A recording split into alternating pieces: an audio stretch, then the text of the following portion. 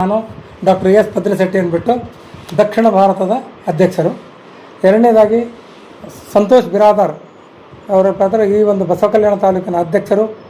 ಆಮೇಲೆ ಪ್ರದೀಪ್ ಅವರು general secretary ಅವರು. ಅದರ ಜೊತೆಯಾಗಿ ನನ್ನ ಮೀಡಿಯಾ ಕಾರ್ಯದರ್ಶಿ ಆಗಿರ್ತಾರೆ ವಿಜಯಕುಮಾರ್ ಅವರಿದ್ದಾರೆ. ಆಮೇಲೆ ಹುಲ್ಸೂರು ತಾಲೂಕಿನ ಅಧ್ಯಕ್ಷರಾದ ಭುಜಂಗಿ ಸುನಿಲ್ನವರಿದ್ದಾರೆ. ಗುಲ್ಬರ್ಗಾ ಜಿಲ್ಲೆಯ ಅಧ್ಯಕ್ಷರಾದ ಸುರೇಶ್ ಕಲ್ಸಟ್ಟಿ ಅವರಿದ್ದಾರೆ. ಅದರ ಜೊತೆ ಬೀದರ್ ಜಿಲ್ಲೆಯ ಅಧ್ಯಕ್ಷರು ಸಹಿತ ಬರ್ತಾ ಇದ್ದಾರೆ. ಅವರು ಬಂದಮೇಲೆ ಇದರ ಅಟೆಂಡ್ ಆಗ್ತಾರೆ.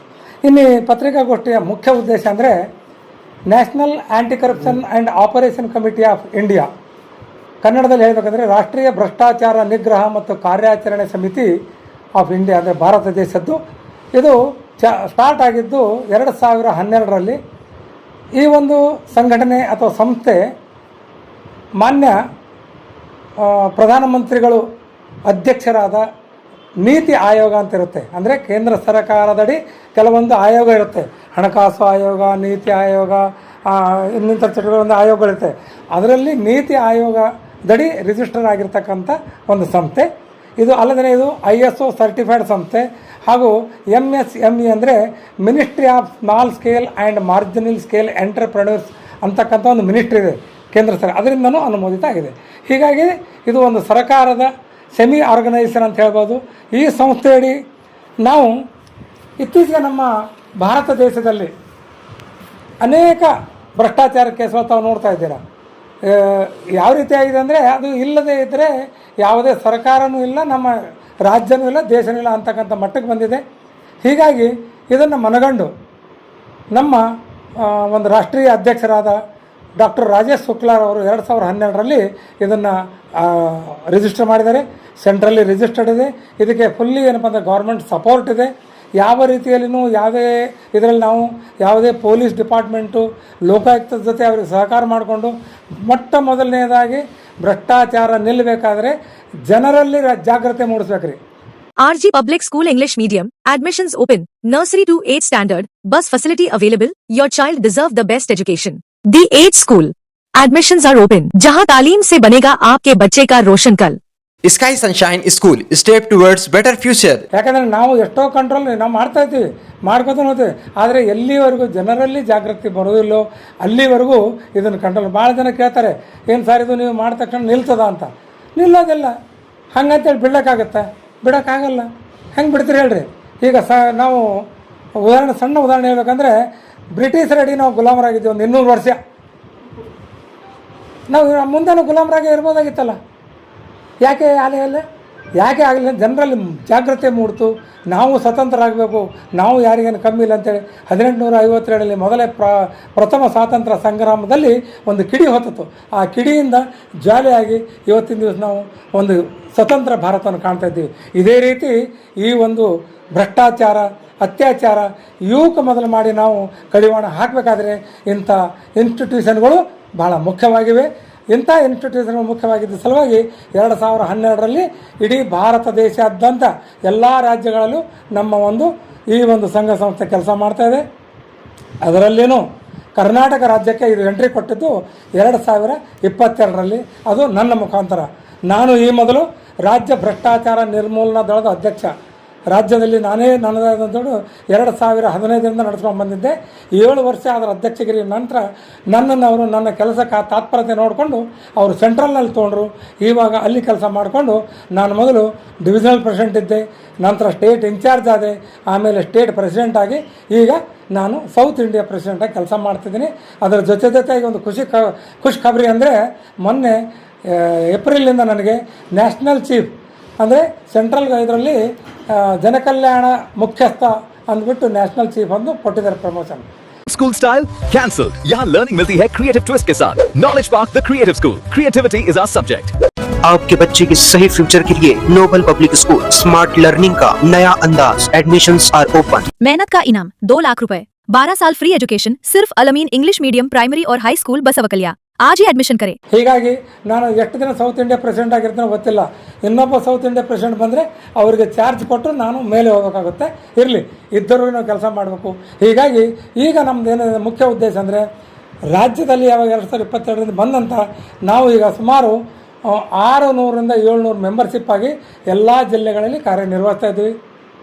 ಈಗಾಗಲೇ ಈಗ ಅದೇ ರೀತಿ ಬೀದರ್ ಜಿಲ್ಲೆಯಲ್ಲಿ ಬಂದು ಈಗ ನಾವು ತಾಲೂಕು ಮಟ್ಟದಲ್ಲಿ, ಅಂದರೆ ಇದು ಬರೀ ಜಿಲ್ಲೆಗೆ ನಿಲ್ಲಿಸಿ ಅಲ್ಲಿಗೆ ಮಾಡೋದಲ್ಲ, ತಾಲೂಕು ಮಟ್ಟ, ತಾಲೂಕಿಂದ ಈವನ್ ಕೆಳಗಡೆ ಬ್ಲಾಕ್ ಮಟ್ಟದಲ್ಲಿ ಸಹಿತ ನಾವು ಸಂಘಟನೆ ಮಾಡಿ ಈಗಾಗಲೇ ನಾವು ಅನೇಕ ಕೆಲಸಗಳನ್ನ ಮಾಡ್ತಾಯಿದ್ದೀವಿ.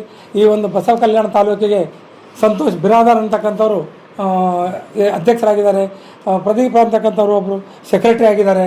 ಅವರು ಒಂದು ಭಾಳ ಕಾರ್ಯತತ್ಪರತೆಯಿಂದ ಕೆಲಸ ಮಾಡ್ತಾ ಇದ್ದಾರೆ. ಇದೆಲ್ಲ ತಮಗೆಲ್ಲ ಗೊತ್ತಿರೋ ವಿಷಯ ಇದೆ. ಈ ಒಂದು ಪತ್ರಿಕಾಗೋಷ್ಠಿಯ ಮೂಲಕ ತಮ್ಮಲ್ಲಿ ನಾನು ಏನು ಹೇಳ್ತಾ ಇದ್ದೀನಿ ಅಂದರೆ, ಬಸವ ಕಲ್ಯಾಣ ತಾಲೂಕಿನಲ್ಲಿ ಕೂಡ ನ್ಯಾಷನಲ್ ಆ್ಯಂಟಿ ಕರಪ್ಷನ್ ಬ್ರ್ಯಾಂಚ್ ಬಂದಿದೆ. ಇಲ್ಲಿ ನಾವು ಏನಪ್ಪ ಅಂದರೆ ಕಾರ್ಯತತ್ಪರತೆಯಿಂದ ಕೆಲಸ ಮಾಡಿಕೊಂಡು ನಾವೇನಪ್ಪ ಎಲ್ಲ ರೀತಿಯಿಂದ ನಾವು ಭ್ರಷ್ಟಾಚಾರ ಮತ್ತು ಅತ್ಯಾಚಾರದ ವಿರುದ್ಧ ಹೋರಾಡಕ್ಕೆ ರೆಡಿ ಇದ್ದೀವಿ. ಯಾವುದೇ ಕಂಪ್ಲೇಂಟ್ಗಳು, ಯಾವುದೇ ಒಂದು ರೀತಿಯ ಯಾವುದೇ ಒಂದು ರೀತಿಯ ಇದ್ರ ಸಹಿತ ತಾವು ನಮ್ಮ ಒಂದು ಸಂಘಟನೆಗೆ ತಮ್ಮ ಒಂದು ಕೆಲಸ ಮಾಡಿಕೊಂಡು ನಾವು ನಿಮಗೆ ಎಲ್ಲ ರೀತಿಯಿಂದ ಸಹಾಯ ಸಹಕಾರ ಕೋರ್ತೀವಿ. ಅದಕ್ಕೆ ನೀವು ಯಾವುದೇ ರೀತಿಯಿಂದ ನಿಮ್ಮ ತೊಂದರೆಗಳಿದ್ದಲ್ಲಿ, ಯಾವುದೇ ರೀತಿ ಅನ್ಯ ಇರಲಿ, ಭ್ರಷ್ಟಾಚಾರ ಇರಲಿ, ಅತ್ಯಾಚಾರ ಇರಲಿ, ಇನ್ನೊಂದಿರಲಿ ಮತ್ತೊಂದಿರಲಿ, ತಾವು ನೀವು ಈ ಒಂದು ನಮ್ಮ ಸಂಘಟನೆಗೆ ದೂರು ಕೊಟ್ಟಲ್ಲಿ ನಾವು ನ್ಯಾಯ ರೀತಿಯಿಂದ ನಿಮಗೆ ನ್ಯಾಯ ಕೊಡ್ತೀವಿ ಅಂತಕ್ಕಂಥ ಮಾತನ್ನು ಘೋಷಿಸ್ತಾ, ಇನ್ನು ಒಂದು ಹೇಳಬೇಕಂದ್ರೆ, ಇದು ಏನಪ್ಪ ಈ ರೀತಿ ಮಾತಾಡ್ತಿದ್ದಾರೆ, ಇದು ಸುಮ್ಮನೆ ಕಾಟಾಚಾರ ಇಲ್ಲ, ಇದು ಕಾಟಾಚಾರದ್ದಲ್ಲ. ಇದು ಈಗಾಗಲೇ ಕೊಡಗು ಮೈಸೂರಿನಲ್ಲಿ ಭಾಳ ಸಕ್ಸಸ್ ಆಗಿದೆ ನಮ್ಮದು. ಮೈಸೂರಿನಲ್ಲಿ ಇಡೀ ದೇವರಾಜಪ್ಪ ಅಂತಕ್ಕಂಥ ಪ್ರೆಸಿಡೆಂಟು ಸೆಕ್ರೆಟ್ರಿ ಕೊಡ್ರಿ, ಇಡೀ ಮೈಸೂರು ಇಡೀ ಎಲ್ಲ ಕಚೇರಿಗಳು ಜಾಲಾಡ್ಬಿಟ್ಟಾರೆ ರೀ. ಅಲ್ಲಿ ಇವ್ರು ಹೊಂಟ್ರೆ SP ಮೊದಲು ನಿಂತಲ್ಲಿ ಸಲ ಹೊಡಕತ್ತಾರೆ ರೀ. ಕೊಡಗುದಲ್ಲಿ ಮಹೇಶ್ ಅಂತಕ್ಕಂಥವ್ರು ಭಾಳ ದೊಡ್ಡ ಕೆಲಸ ಮಾಡ್ಯಾರಿ. ಅವ್ರು ಏನು ಇಡೀ ಒಂದೊಂದು ಆಫೀಸ್ ಅದು ಬಿಟ್ಟಿಲ್ಲ, ಸಣ್ಣ ಆಫೀಸ್ ಹಿಡ್ಕೊಂಡು ಅಂಗನವಾಡಿ ಹಿಡ್ಕೊಂಡು SP ಆಫೀಸ್ DC ಆಫೀಸ್ ಮೊದಲು ಮಾಡಿ ಅವರು ಏನಪ್ಪ ಅಂದ್ರೆ ನೋಟಿಸ್ ಕೊಟ್ಟಾರೆ. ನೋಡಿ ಸರ್, ನಿಮ್ಮಲ್ಲಿ ಇಂಥ ಹಿಂಗೆ ಆಗ್ತಾಯಿದೆ, ನಮ್ಮಲ್ಲಿ ನಮ್ಮ ಕೆಲಸಗಳು ಕರೆಕ್ಟ್ ಆಗಬೇಕು. ಈ ಸೊತ್ತು ಇತ್ತೀಚೆಗೆ ಇಲ್ಲ, ಕಂದಾಯ ಇಲಾಖೆಯಲ್ಲಿ ಭಾಳ ಗದ್ದಲ ನಡೀತಿದೆ, ಸಬ್ ರಿಜಿಸ್ಟ್ರಲ್ಲಿ ಎವರಿಡೇ ಇರ್ತಕ್ಕಂಥವೆ ಅಂಥವು ಮೊದಲು ಮಾಡಿ ಅವ್ರು ಚುರುಕು ಕೊಟ್ಟು ಇವತ್ತು ದಾವಣಗೆರೆ, ಬಳ್ಳಾರಿ, ಹರಿಯಾಣ ಎಲ್ಲ ಕಡೆಯಿಂದ ಈ ಕೆಲಸ ಮಾಡ್ತಾಯಿದ್ದೀವಿ. ಸೊ ಇವಾಗ ಬಸವ ಕಲ್ಯಾಣ ತಾಲೂಕಿನಲ್ಲಿ ಬಂದಿದ್ದೀವಿ. ನಮ್ಮದೇ ಆದ ಒಂದು ರೀತಿಯಲ್ಲಿ, ನಮ್ಮದೇ ಆದ ಒಂದು ನಿಟ್ಟಿನಲ್ಲಿ ನಾವು ಕೆಲಸ ಮಾಡ್ತೀವಿ ಅಂತಕ್ಕಂಥ ಮಾತು ಹೇಳ್ತಾ ನನ್ನ ಒಂದು ಈ ಒಂದು ಪತ್ರಿಕಾಗೋಷ್ಠಿಯನ್ನು ಮುಗಿಸ್ತಾ ಇದ್ದೀನಿ. ಇದೀಗ ಜೊತೆಯಾಗಿ ಒಂದು ಮಾತು ಹೇಳ್ಬೇಕಂದ್ರೆ, ಭಾರತ ಸ್ವಲ್ಪ ದೇಶದ ಬಗ್ಗೆ ನಮಗೆ ಹೇಳ್ಬೇಕಂದ್ರೆ ಟೋಟಲಿ ಇರ್ತಕ್ಕಂಥ ಮೊನ್ನೆ ಒಂದು ಟ್ರಾನ್ಸ್ಪರೆನ್ಸಿ ಗ್ಲೋಬಲ್ ಒಂದು ಇನ್ಸ್ಟಿಟ್ಯೂಷನ್ ಇದೆ, ಅಂದರೆ ವರ್ಲ್ಡ್ ಲೆವೆಲ್ ಇದೆ, ಅದು ಜರ್ಮನಿ ಬರ್ಲಿನ್ನಲ್ಲಿದೆ. ಅವರು ಒಂದು ಸರ್ವೆ ಮಾಡಿದ ಪ್ರಕಾರ 192 ದೇಶಗಳಲ್ಲಿ ನಮ್ಮ ಭಾರತ ಎಷ್ಟನೇ ಸ್ಥಾನದಾಗಿದೆ ಅಂದರೆ ಎಕ್ಸಾಕ್ಟಾಗಿ ಅರ್ಧಕ್ಕೆ ಬಂದು ನಿಂತಿದೆ. 91ನೇ ಸ್ಥಾನ ಭ್ರಷ್ಟಾಚಾರದಲ್ಲಿದೆ. ಇದನ್ನು ಟ್ರಾನ್ಸ್ಪರೆನ್ಸಿ ಗ್ಲೋಬಲ್ ಅಂತಕ್ಕಂಥ ಒಂದು ಇನ್ಸ್ಟಿಟ್ಯೂಷನ್ ಸರ್ವೆ ಮಾಡಿದೆ. ಅದು 2024ರಲ್ಲಿ 96ನೇ ಸ್ಥಾನದಾಗಿತ್ತು, ಈಗ 91ನೇ ಸ್ಥಾನದಲ್ಲಿ ಅಂದರೆ 5 ಸ್ಥಾನ ಕಡಿಮೆ. ಇದರಲ್ಲಿ ಫಸ್ಟ್ ರ್ಯಾಂಕ್ ಅಂದರೆ ದೊಡ್ಡವರು ಇರ್ತಲ್ಲ, ಇಲ್ಲಿ ಹಾಗಲ್ಲ, ಇಲ್ಲಿ ಹಿಂಬರಿಕೆ ಬರ್ತದೆ. ಇದು 96ರಿಂದ 91ಕ್ಕೆ ಅಂದರೆ ನಾವು ಭ್ರಷ್ಟಾಚಾರದಲ್ಲಿ 5% ಕಡಿಮೆ ಮಾಡ್ಕೊಂಡಿವಿ ಅಂತ. 5 ದೇಶಕ್ಕೆ ಹಿಂದಾಗಿ ಮುಂದೆ ಭ್ರಷ್ಟಾಚಾರ ಕಡಿಮೆ ಆಗ್ತದೆ ಅಂತಕ್ಕಂಥ ಮಾತನ್ನು ಹೇಳ್ತಾ, ಈ ಒಂದು ನಿಟ್ಟಿನಲ್ಲಿ ನಾವು ಭ್ರಷ್ಟಾಚಾರ ಅತ್ಯಾಚಾರದ ವಿರುದ್ಧ ಯಾವುದೇ ರೀತಿಯ ಕೆಲಸ ಮಾಡ್ತೀವಿ. ತಮ್ಮಲ್ಲಿ ಯಾವುದೇ ರೀತಿಯ ಕಂಪ್ಲೇಂಟ್ ಇರಲಿ ಅದನ್ನು ನಾವು ನಿಭಾಯಿಸ್ತೀವಿ ಅಂತಕ್ಕಂಥ ಮಾತಾಡಿ ನನ್ನ ಒಂದು ಈ ಪತ್ರಿಕಾಗೋಷ್ಠಿಯನ್ನು ಮುಗಿಸ್ತಾ ಇದ್ದೀನಿ.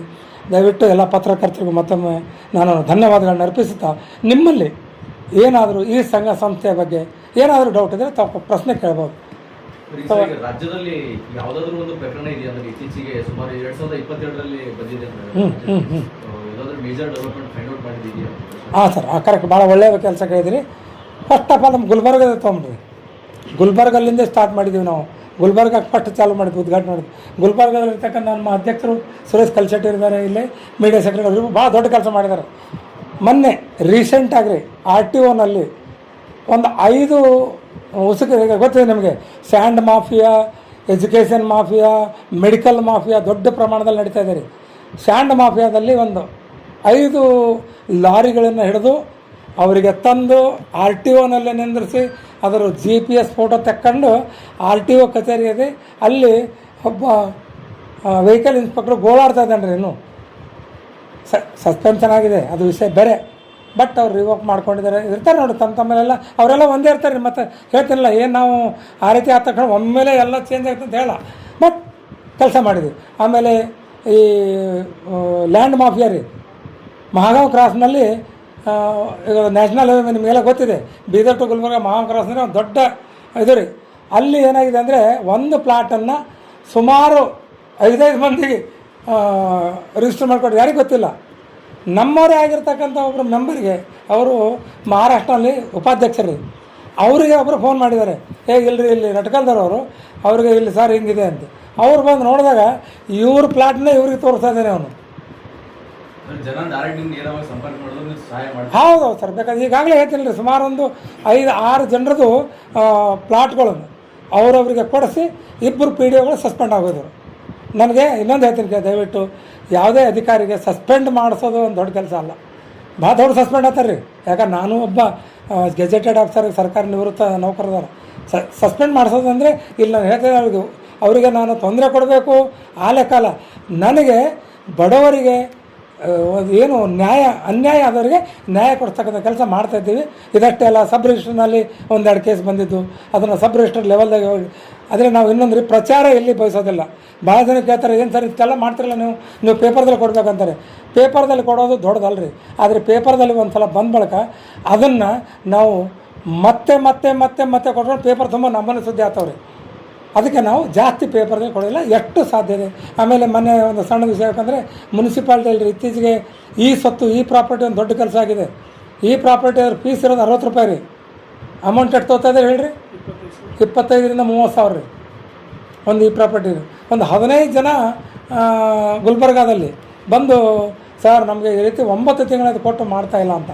ಆವಾಗ ನಮ್ಮ ಅಧ್ಯಕ್ಷರು, ಸೆಕ್ರೆಟರಿ ಟೀಮ್ ತೊಗೊಂಡು ಹೋಗಿ ಮುತ್ತಿಗೆ ಹಾಕ್ಬಿಟ್ಟಾರೆ, ಕಮಿಷನರ್ಗೆ ಮುತ್ತಿಗೆ ಹಾಕ್ಬಿಟ್ಟಿದ್ದಾರೆ. ಆವಾಗ ಅವರು ಯಾರು ಕೇಸ್ ವರ್ಕರ್ ಬಂದು, ಇಲ್ಲ ಸರ್ ಬಿಡಿದಾರ ಅವೆಲ್ಲ ಹಾಗೆ ಬರ್ತಾರೆ ಅವರು, ನಾನು ಮಿನಿಸ್ಟ್ರ್ ಅಂತ ತಕ್ಷಣ ನಮ್ಮ ಅಧ್ಯಕ್ಷರು ಸುರೇಶ್ ಕಲ್ಶೆಟ್ಟಿ ಇದ್ಗಳು, ಹೌದಾ ಮಿನಿಸ್ಟ್ರ್ ಯಾರಪ್ಪ, ನೀವು ಮಾತಾಡಿದ್ರೆ ನೀವೇ ಫೋನ್ ಕೊಡ್ರಿ, ಇಲ್ಲ ನಾನೇ ಮಾತಾಡ್ತೀನಿ, ಯಾರು ಹೇಳ್ರಿ ಅಂತ ಅಂದಾಗ ತಣ್ಣಗಾಗನ್ರಿ. ಹೌದು ನಿಮ್ಮ ಮಿನಿಸ್ಟ್ರ್ ಯಾರಪ್ಪ ನಂಗೆ ಗೊತ್ತಿಲ್ಲ, ನಾನೇ ಹಚ್ತೀನಿ ಅಂದಾಗ ಇಲ್ಲಿ ಕಾಲು ಹಿಡ್ದಂಡ್ರಿ ಬಂದು ಮಾಡಿ. ಕೊನೆಗೆ ಎಂಥ ಒಂದು ಕೇಸ್ ಅಂದರೆ 9 ತಿಂಗಳಿಂದ ನಿಂತಿರ್ತಕ್ಕಂಥ ಈ ಪ್ರಾಪರ್ಟಿ ಸಾಯಂಕಾಲ 5:30 ಗಂಟೆ ಒಳಗಾಗಿ ನಮ್ಮ ಕೈ ಸೇರಬೇಕು.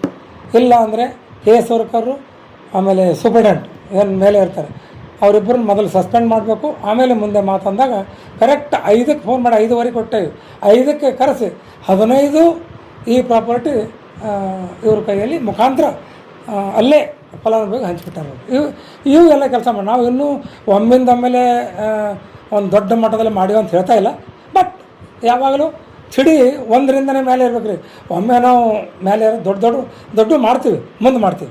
ಮೊದಲು ಜಾಗರೂಕತೆ ವಹಿಸೋದು, ಅವರಿಗೆ ಎಚ್ಚರಿಕೆ ಕೊಡೋದು, ಈ 2 ಮೀರಿದ ನಂತರ ಮುಂದಿನ ಕಾರ್ಯತತ್ಪರ ಏನು ಮಾಡಬೇಕು ನಾವು ಮಾಡ್ತೀವಿ ಸರ್.